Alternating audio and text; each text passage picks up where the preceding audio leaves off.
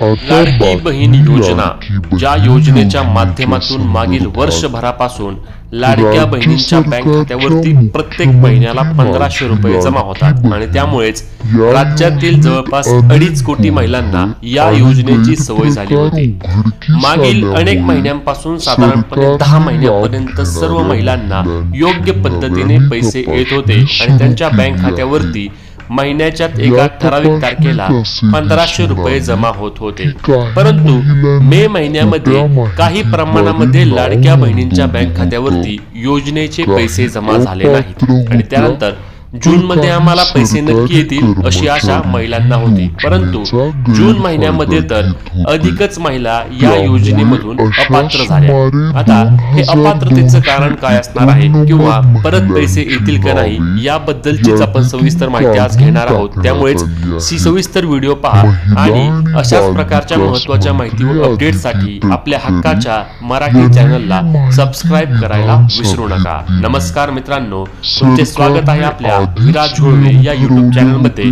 या चॅनलच्या माध्यमातून सर्व सरकारी योजना असतील, लाडकी बहीण असेल, शेतकरी योजना असतील किंवा जॉबच्या काही अपडेट असतील त्याबद्दलची माहिती आपण तुमच्यापर्यंत योग्य पद्धतीने पोहोचवतो। तर मित्रांनो, सध्या राज्यामध्ये एक सर्वाधिक महत्त्वाचा विषय म्हणजे लाडकी बहीण योजना, कारण लाडकी बहीण योजनेअंतर्गत अनेक महिन्यांपासून लाडक्या बहिणींच्या बँक खात्यावरती पैसे जमा होतात। मागच्याच वर्षी पावसाळी अधिवेशनामध्ये या योजनेची घोषणा झाली होती आणि त्यानंतर जून महिन्यामध्ये अर्ज करण्यास सुरुवात झाली आणि ऑगस्ट महिन्यामध्ये जून आणि जुलै असे महिन्याचे दोन्ही महिन्यांचे मिळून पैसे महिलांच्या बँक खात्यावरती 3000 रुपये जमा केले आणि त्यानंतर इलेक्शनच्या आधीच म्हणजेच की विधानसभा निवडणुकांपूर्वी सुमारे 5-5 हप्ते लाडक्या बहिणींच्या बँक खात्यावरती जमा करण्यात आले आणि त्यामुळेच विधानसभा निवडणुकांमध्ये महायुती या सरकारला बहुमताने लाडक्या बहिणींनी निवडून दिले। परंतु त्यानंतर काय झालं, जानेवारी महिन्यापासून योजनेअंतर्गत पडताळणीची प्रक्रिया सुरू केली, कारण यामध्ये अनेक महिला चुकीच्या पद्धतीने लाभ घेत असल्याचे सरकारच्या निदर्शनास आले। सरकारने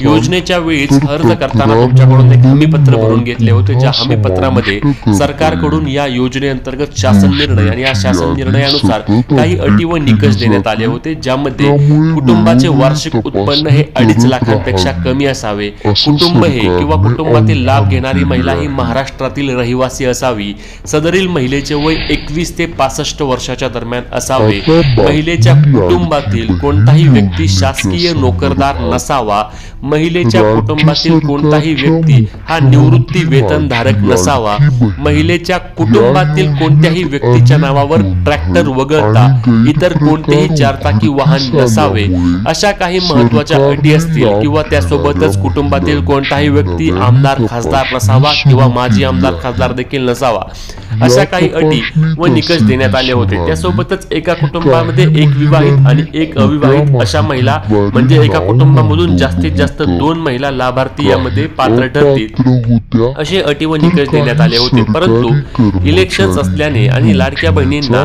सरकारला नाराज करायचे नसल्याने योजनेची अंमलबजावणी अतिशय तीव्र पद्धतीने किंवा लवकर करण्यात आली आणि त्यामुळे सर्व अटी व निकषांची तपासणी केली गेली नाही आणि परिणामी अनेक महिलांना यामध्ये ज्या योजनेअंतर्गत पात्र नाहीत त्यांना देखील पैसे देण्यात आले। परंतु आता सरकारकडून या सर्व अटी व निकषांची कडक पद्धतीने अंमलबजावणी सुरू केल्याने योजनेमध्ये आता अनेक महिला बाद झाल्या आहेत। आता यामध्ये अनेक काही महिलांचं मत आहे की आम्ही या योजनेच्या सर्व अटी व निकषांमध्ये पात्र असून देखील आम्हाला पैसे आले नाहीत, अशा वेळी आम्ही काय करायचं। तर ज्यांनी वेबसाईट वरून अर्ज केला आहे ते काय करू शकतात, वेबसाईटवर जाऊन त्या ठिकाणी तक्रार अर्ज आपला दाखल करू शकतात, ज्या अर्जामध्ये तुमचा फॉर्म भरल्याचा नंबर असेल, आधार नंबर असेल, सर्व माहिती भरून तुम्हाला त्या ठिकाणी तो फॉर्म सबमिट करायचा आहे। त्यानंतर पुन्हा एकदा त्या फॉर्मची पडताळणी करून जर तुम्ही अटी व निकषांमध्ये पात्र असूनही चुकून योजनेअंतर्गत अपात्र झाला असल्यास तुम्हाला तुमची अडचण रिसॉल्व्ह करून तुम्हाला योजनेअंतर्गत पुढील पैसे हे जुलै महिन्यामध्ये जमा होतील। त्यामुळे तुम्ही हे अटी व निकष आधी लक्षात घ्यायचे आहेत। सर्व अटी व निकषांमध्ये आपण पात्र आहोत काही तपासणी करायची आहे आणि तरी देखील तुम्हाला पैसे आले नसल्यास